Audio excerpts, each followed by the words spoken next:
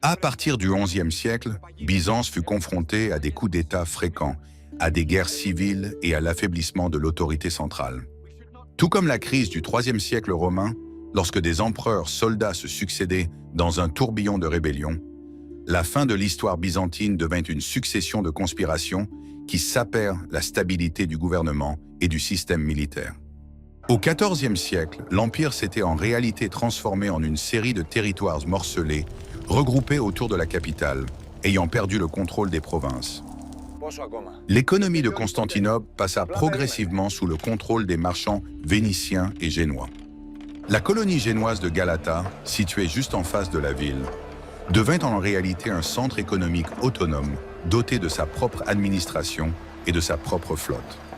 L'Empire perdait rapidement sa base fiscale, tandis que ses propres forces navales avaient pratiquement disparu, rendant Constantinople dépendante des puissances étrangères, même pour la défense de ses propres ports.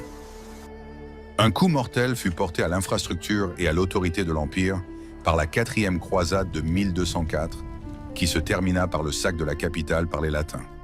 Bien que la ville ait été rendue aux Byzantins en 1261, elle ne parvint plus à retrouver sa puissance d'antan. La population diminuait, les grandes églises tombaient en ruine, et le trésor était vide, créant ainsi les conditions propices à l'émergence d'une nouvelle force sur la scène politique. Au XIVe siècle, les Ottomans s'emparèrent systématiquement des possessions byzantines en Anatolie et dans les Balkans. La chute d'Andrinople, l'actuelle Édirne, en fit la nouvelle capitale ottomane en Europe, encerclant Constantinople de toutes parts. La ville devint une enclave isolée au sein du territoire ottoman. Les réformes militaires, notamment la création d'un corps de janissaires disciplinés et l'utilisation active des armes à feu, conférèrent aux Ottomans un avantage indiscutable sur les milices féodales archaïques de leurs voisins. Inscris ton nom parmi les élus de la garde du sultan. À la veille de l'an 1453, la situation internationale était extrêmement défavorable pour Byzance. L'Europe occidentale était épuisée par la guerre de 100 ans et par des conflits internes, et le Saint-Siège manquait des ressources nécessaires pour organiser une nouvelle croisade de grande envergure.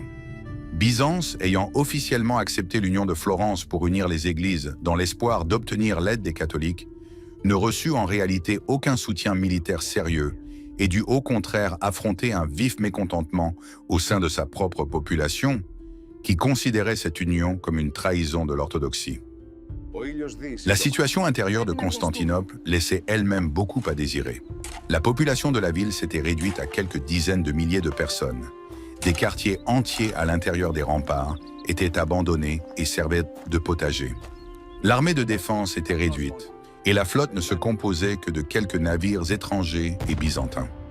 Les murailles lâchées de la ville, érigées à l'époque de l'empereur Théodose, demeuraient des fortifications redoutables, mais elles nécessitaient d'importantes réparations ainsi que des méthodes de défense modernes face à l'artillerie en plein développement.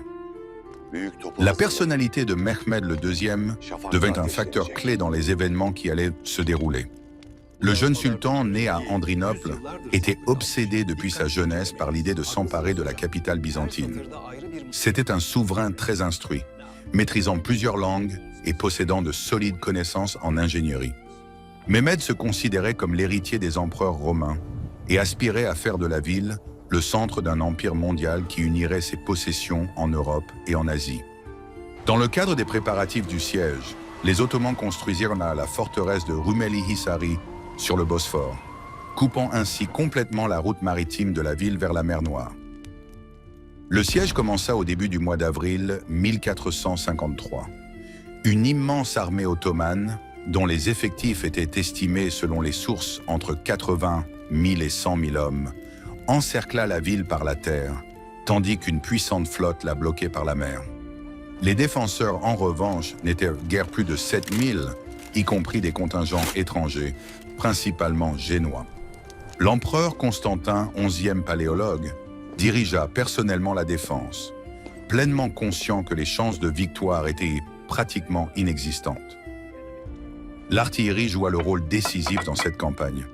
Mehmed II fit appel à l'ingénieur militaire hongrois Urban, qui fondit pour le sultan d'énormes canons capables de tirer des projectiles pesant plusieurs centaines de kilogrammes.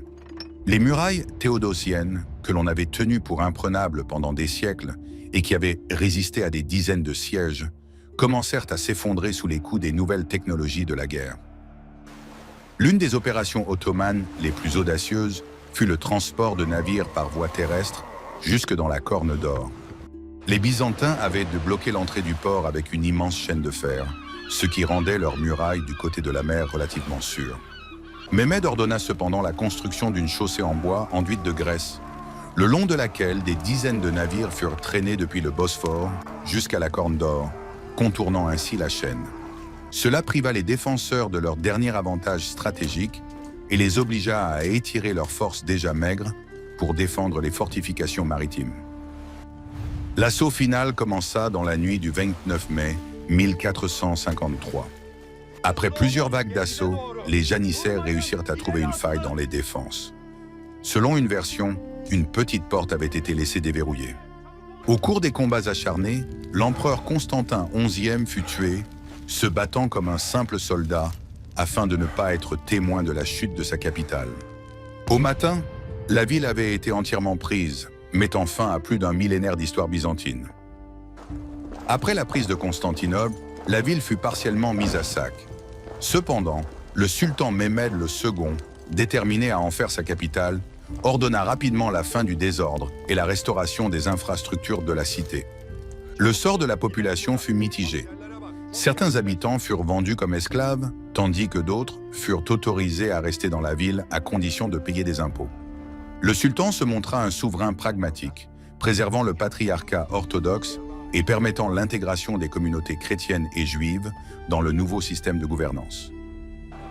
La ville, officiellement rebaptisée Istanbul, fut transformée en centre politique et culturel d'un empire ottoman en pleine expansion rapide.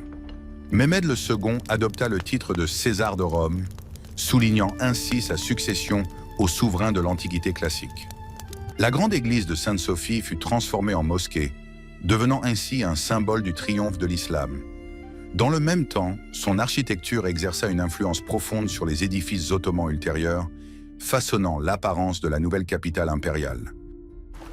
La chute de Constantinople en 1453 a bouleversé l'équilibre mondial des puissances en Méditerranée orientale et en Europe. Les Ottomans devinrent les maîtres incontestés des principales routes commerciales, ce qui poussa les puissances européennes à rechercher des itinéraires alternatifs vers l'Orient et mena finalement à l'âge des grandes découvertes. Sur le plan culturel, la migration des savants byzantins qui fuyaient la conquête ottomane vers l'Italie, emportant avec eux des manuscrits inestimables, donna une impulsion décisive au développement de l'humanisme et de la Renaissance. Cet événement demeure un symbole clé d'un bouleversement d'époque. À la place de l'Ancien Monde, fondé sur le droit romain et l'universalisme chrétien, s'est élevé un nouvel empire dynamique qui a fusionné les traditions militaires turques avec la culture islamique. L'année 1453 n'est pas simplement la date d'une défaite militaire, mais un point de non-retour après lequel commença une transformation de la région méditerranéenne qui allait en définir le caractère pour de nombreux siècles à venir. La ville de Constantin, après être tombée en tant que capitale d'un empire chrétien, renaquit comme le cœur du monde ottoman, poursuivant son histoire sous un nouveau visage.